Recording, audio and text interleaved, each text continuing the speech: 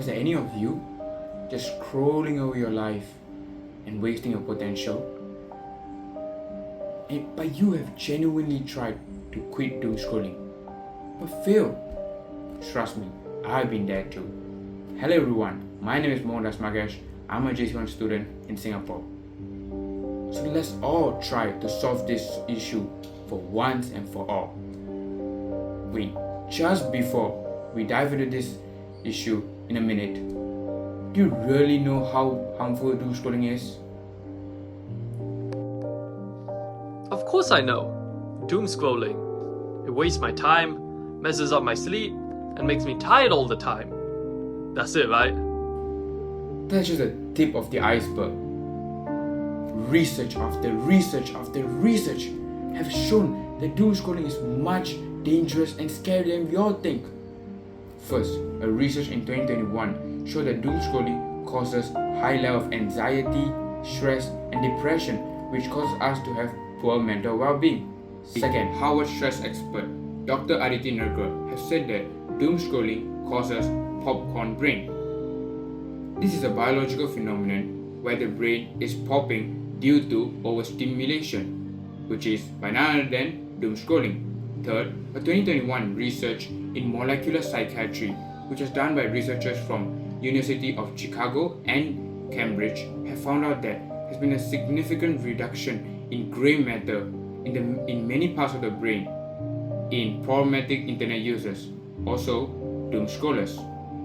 And do you know that how harmful is it to have most of the grey matter in your brain being reduced? Firstly, grey matter is the thinking tissue of a brain, and that significant reduction causes weaker self-control, poor focus and decision making. Third, it reduces emotional regulation. Now, with the idea that you finally understand that doomscrolling is very harmful to your brain. Now let's look into why, despite you keep trying to quit doomscrolling, we keep failing. And that comes down to the fundamental reason of our understanding. We always think for big changes in life, we need to do big actions. But in reality, it's the exact opposite. All you need is simple daily habits. And to be more specific, all you need is Atomic Habits by James Clear. I have recently read this book and it literally blew my mind. This book is the perfect, simple and practical playbook for anyone that's trying to quit any bad habits like doomscrolling. So what I learned from reading this book and what are the lessons and key takeaways that we can all apply to quit doomscrolling. First, he addresses the question, why atomic habits? And for that, you need to understand about the 1% change.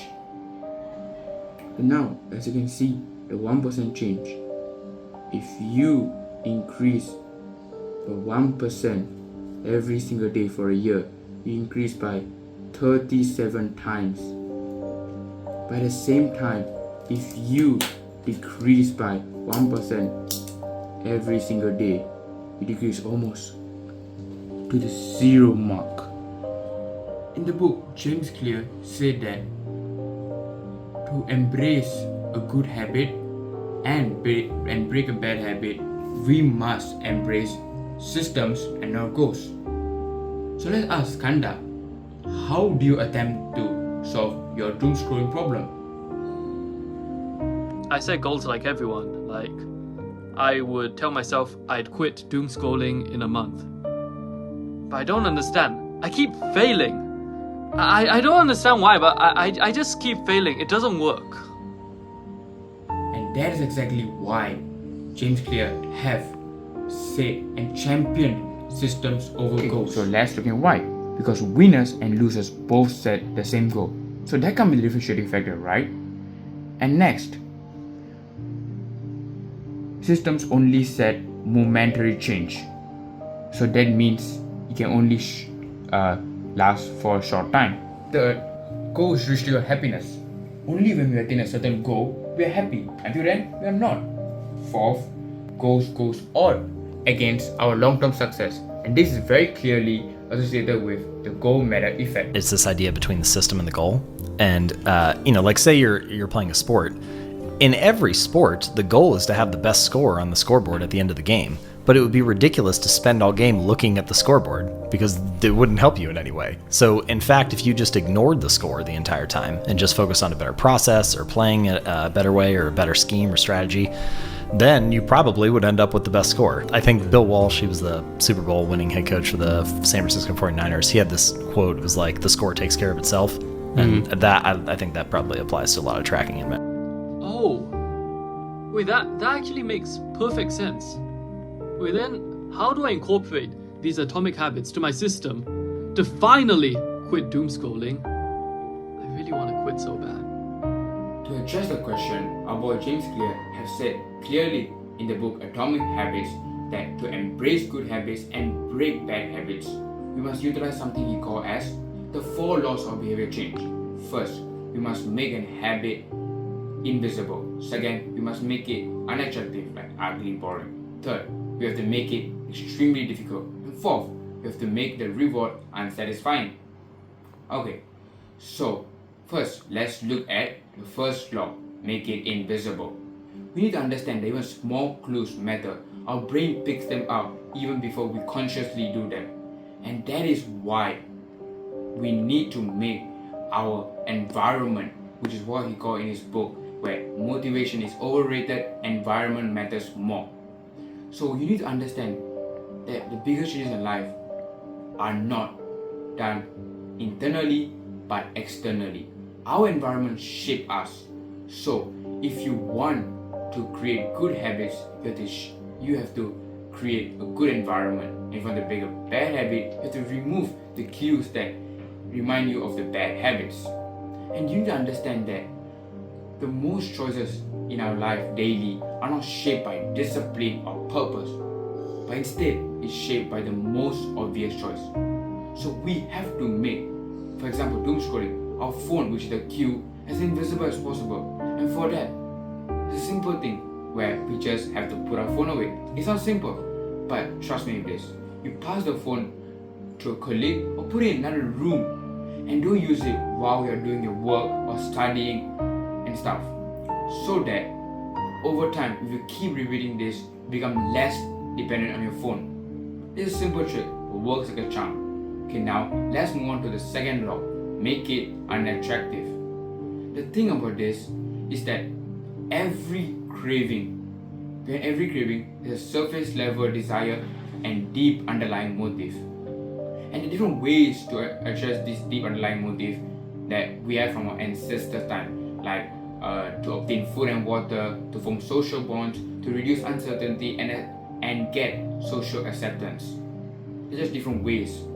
So for that, we need to understand that first, we need to make the benefits of not doing the bad habits very clear and interesting. Like for example, you can tell yourself that if I spend less time doom scrolling or using my phone, I can be much more focused.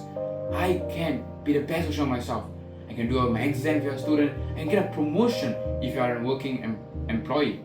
And you have to make the healthier alternative, make it more interesting and exciting. Like instead of doom scrolling to connect with your friends or be socially accepted, you go out with them physically, like hang out with them, go for lunch, go for a dinner.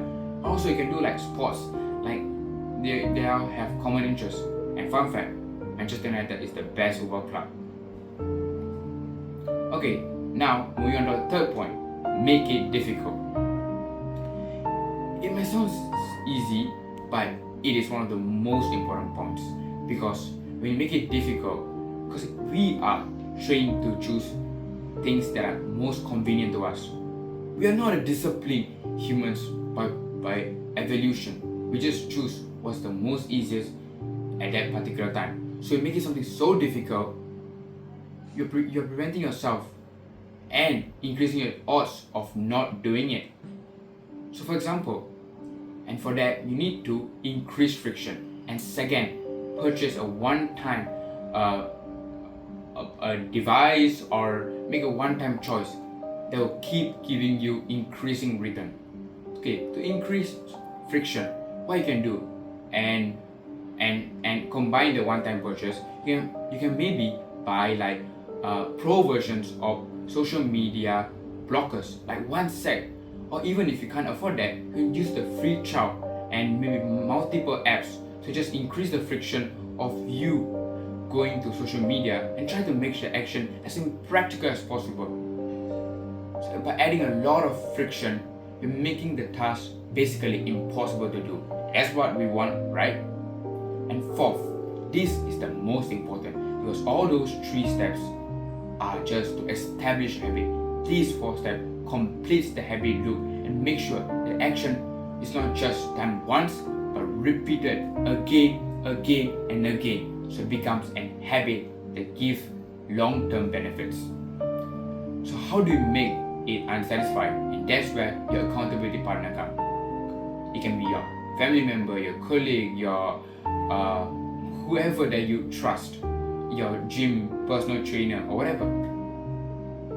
You just sign a habit contract with them. So basically you say your plan, maybe quit doom scrolling by this month or within this period. Then you talk about what's your plan, daily habits. Let's say you're going to, for the first month, you're going to reduce your social media usage time from, let's say, like 5 hours to 4 hours or 4 hours 30 minutes. Don't make it too big. Okay, so that's very important. And then what's the punishment if you don't do it? Like for example, for 1 month consistently, if you don't hit below the your targeted time, you pay your spouse, your brother, or anyone, your friend, $100, and that increase all.